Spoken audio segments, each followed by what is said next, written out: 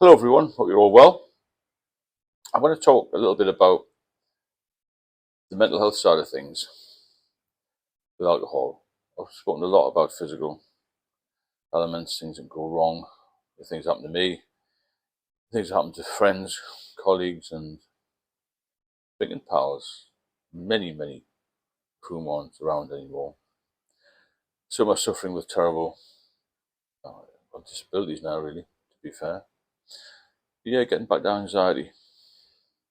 I was very confident when I was younger, as in early 20s and such like. But as I got more hooked on the alcohol, I did find that I felt more anxious about a lot of things, really, just about life in general.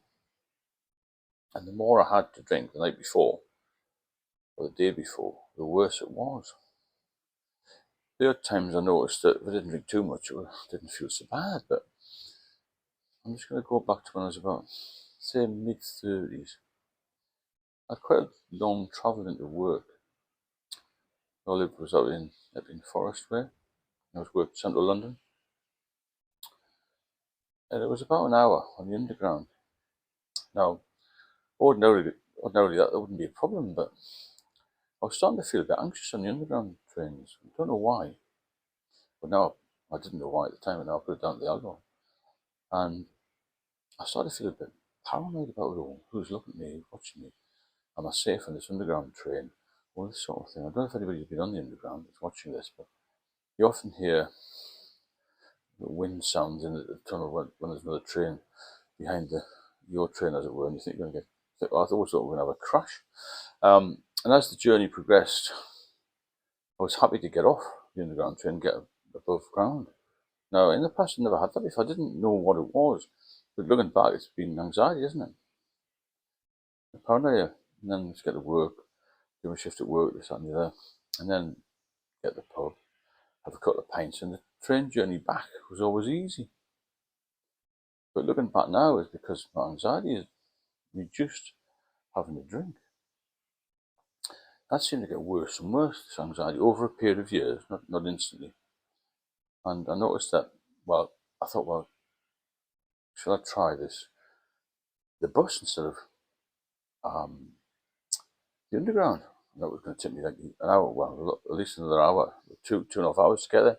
I tried that a bit and I thought, I feel better on the bus, at least on underground.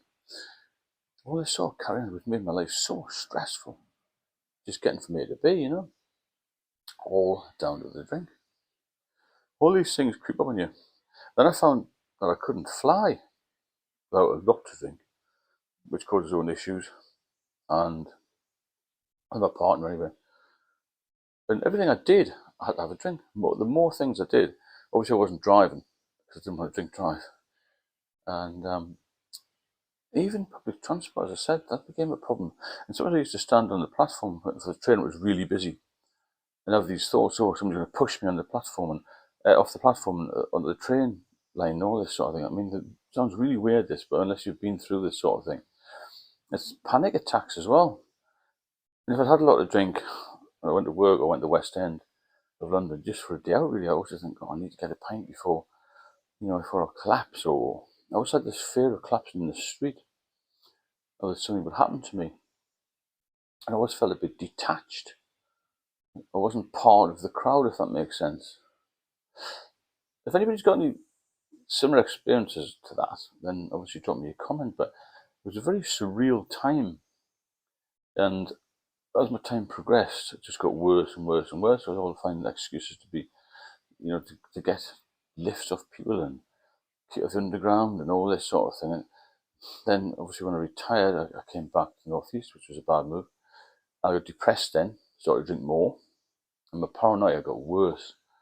I'm thinking, oh, everyone's looking at me in the pub and all this sort of thing. But I remember one day when I was in London, I'd been on a holiday for a week with my partner and my daughter.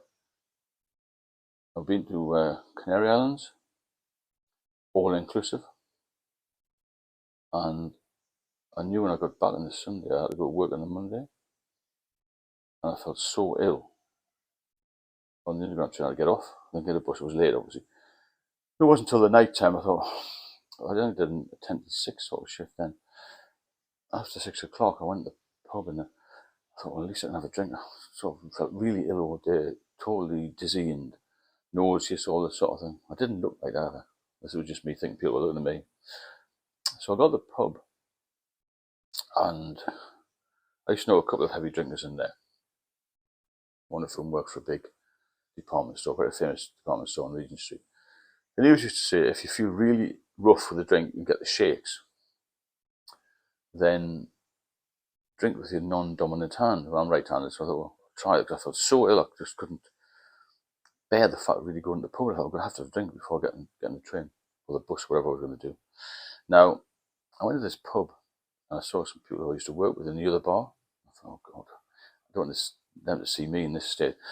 So I got the barman who I knew, or the guy who ran the pub. He was actually a fellow Geordie, funny enough, to pour me a pint of lager. It was Pils lager, quite strong. I thought, I'll have a pint of this, it might put me right a little bit. And I tried to hold the glass with my right hand. That didn't work, obviously. Tried with my left hand, that didn't work either. And then I tried with both hands, and I thought these guys were looking at me through the bar. They probably weren't. Everyone's got their own nonsense to deal with, haven't they? And so I cupped the glass, and I thought, well, I'll try and lift it. I couldn't lift it. It felt so heavy. This is one about mental health. The glass, I couldn't move it off the bar, so I thought, well, the only way I'm going to get some alcohol into me, I didn't think about a straw this time. The only way I'm going to get some alcohol into me is to dip my head into the glass and to take a few sips, you know. What a carry on, what a state to be in. You know, it was only late 30s and it was in such a mess with the drink. I thought about a straw, would have drunk it out of a straw, but funny enough, a few years ago I met a couple in a local pub. He seemed quite complimentous, and so did she at the time.